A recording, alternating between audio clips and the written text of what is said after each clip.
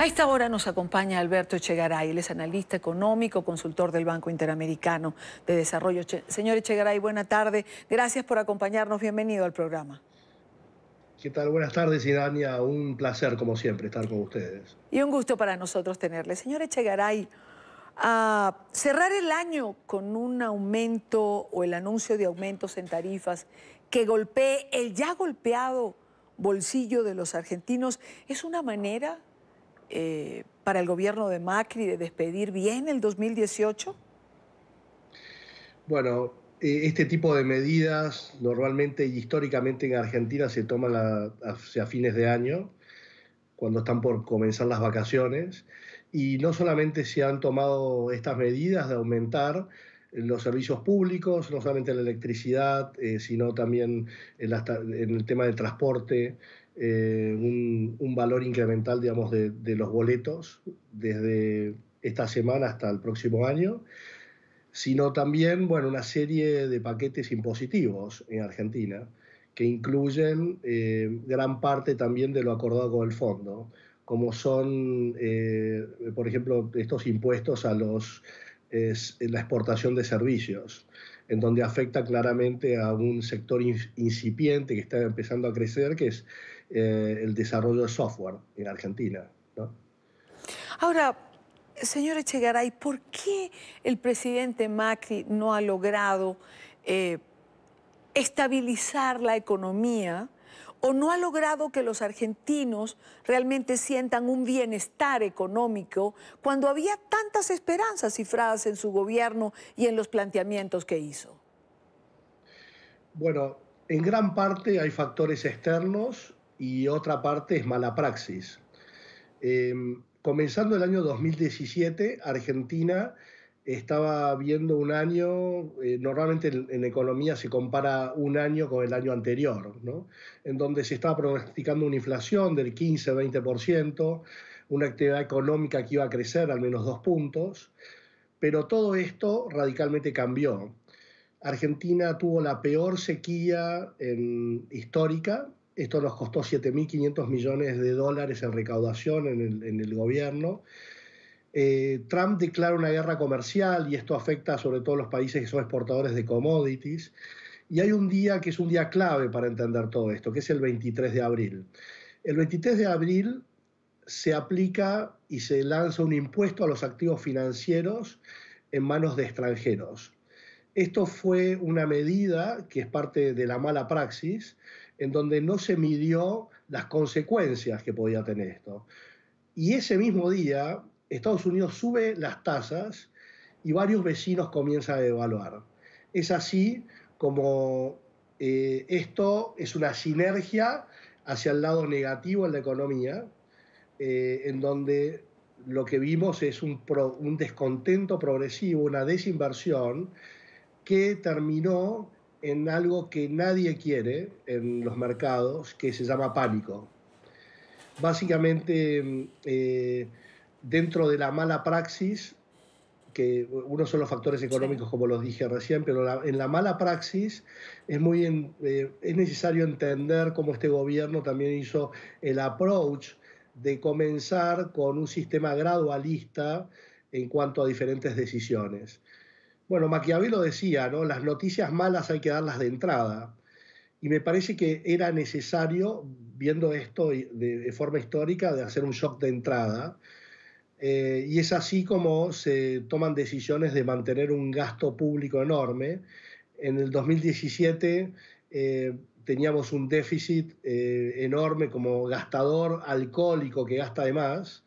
eh, el acreedor al principio a uno le presta, pero luego sale corriendo, y al salir corriendo el país se queda con una tarjeta de crédito limitada en donde no se puede ganar más.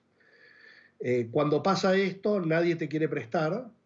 Tenemos la combinación de los mercados, como dije antes, el detonante de los impuestos regresivos, más estas subas de las tasas de interés, lo que se llama el flight to quality, en donde directamente los inversores vuelan a inversiones de mayor calidad, en este caso de Estados Unidos, y salen de los países emergentes. Entonces se hace muy difícil para países como Argentina, con el déficit que tiene, es al obtener préstamos. Y es allí cuando aparece el Fondo Monetario Internacional, ¿no? Y el Fondo Monetario, obviamente, presta a una tasa bastante conveniente, pero exige a cambio ciertas medidas para poder recuperar como institución multilateral su dinero Claro. en el corto plazo. Evidentemente, usted lo ha dicho, hay como, se presentaron una combinación de factores. No quiero dejar algo que tuve la oportunidad de leer cuando veía los cambios en la economía argentina, y fue también un mal año a nivel de cosecha, que es tan importante para la Argentina. Un mal año porque no llovió, un mal año por mal factores, pero esto también dejó de ingresar un monto importante a las arcas del Estado. Sí, exacto. Fueron este año 7.500 millones de dólares. Argentina nunca ha tenido 2 años de cosecha o desastre como fue este año. Y es como este año, bueno, se espera una cosecha récord, estamos hablando de unos ingresos alrededor de los 6.600 millones, que es lo que está esperando el gobierno. Toda la economía hoy, incluyendo los acreedores, el fondo, está viendo y dependiendo en gran parte, primero de la cosecha y segundo de las medidas, cómo se van a cumplir en cuanto al gasto fiscal. Las medidas que son las primeras que estamos viendo son de aumentar estos impuestos a las exportaciones, y la segunda medida tiene que ver con el gasto de las provincias. Milagrosamente, la mayoría de las provincias en Argentina son superavitarias, y el gobierno lo que está pactando con ellas es cómo mantener este superávit y que cada una de las provincias se haga cargo de cualquier tipo de iniciativa que tengan en cuanto a préstamos. Esto quiere decir, si querés desarrollar cloacas, infraestructura, cada provincia se tiene que hacer cargo de esto y no la nación. Claro. Ahora, todo esto hay que enmarcarlo en un año electoral, 2019. Es decir, Sí. Uno podía preguntar cómo van a impactar las medidas en las aspiraciones de reelección del presidente Macri, o cómo va a impactar lo contrario, las aspiraciones de reelección del presidente Macri dentro de medidas que tiene que cumplir. Es así. Bueno, el 75% de los activos de los argentinos está en dólares. Imagínense que empieza a aumentar el tipo de cambio. Este año el tipo de cambio se duplicó. Empieza a caer la actividad económica, entonces se entra en el peor de los escenarios, que es el pánico. Cuando se entra en este escenario, esto se combina con lo que usted dice, un año electoral, por un lado, un gobierno que parecería ser que va a ser el primer gobierno que no es peronista, que va a terminar su mandato. Esto es muy importante. Y bueno, vemos un panorama electoral dividido, en donde la gran pregunta es, ¿Cristina Kirchner va a presentarse o no? Personalmente pienso que va a presentarse como candidata, y esto va a dividir al sector del peronismo. Me parece que así como pendemos en la economía de lo que es la cosecha, es realmente muy riesgoso, sobre todo como vemos las elecciones en la mayoría del mundo, en donde cada vez en cada país las elecciones se ganan por márgenes muy pequeños.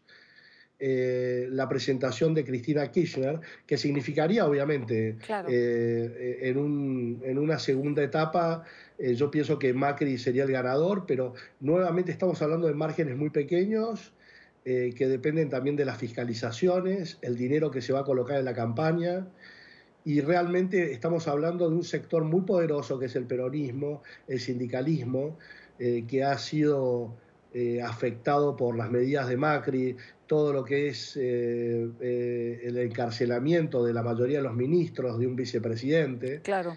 Y esto hace que vayan a tratar de volver el populismo en Argentina y apostar todo lo que tienen para volver al poder, porque Claro. prácticamente se han quedado sin poder en la mayoría del país. Claro, y un sindicalismo que va a agitar las calles en el próximo 2019, evidentemente, ante... Sí, exacto. Van a poner, todo, como dicen en Argentina, toda la carne al asador. Así es. Tienen muchísimo dinero. Gobernaron 13, 14 años. El dinero de la corrupción está allí, como dicen algunos de ellos, enterrado. Y a todo esto se suma el tema del narcotráfico, en donde hay una provincia que es Santa Fe, en donde se concentra todo el tema del narcotráfico, y realmente hay factores de poder que no quieren que siga el gobierno de Macri, aunque el gobierno está tratando de hacer lo que puede para controlar esto con medidas bastante fuertes y haciendo las alianzas, sobre todo en lo que es prevención del lavado de activos, en lo que es la unidad de inteligencia o de información financiera, trabajando con la fuerza de seguridad. Se ha tratado esto de una forma muy contundente durante los últimos 4 años, pero no acompaña muchas veces el sector de la justicia, ¿no?, en el sistema. Claro, pues será un año evidentemente agitado el próximo 2019 para la Argentina. Alberto Echegaray, analista económico, consultor del Banco Interamericano de Desarrollo, muchísimas gracias por acompañarnos en la tarde de hoy. Muchas gracias y buen año para todos los amigos de NTV24. Igualmente para usted. Mil gracias.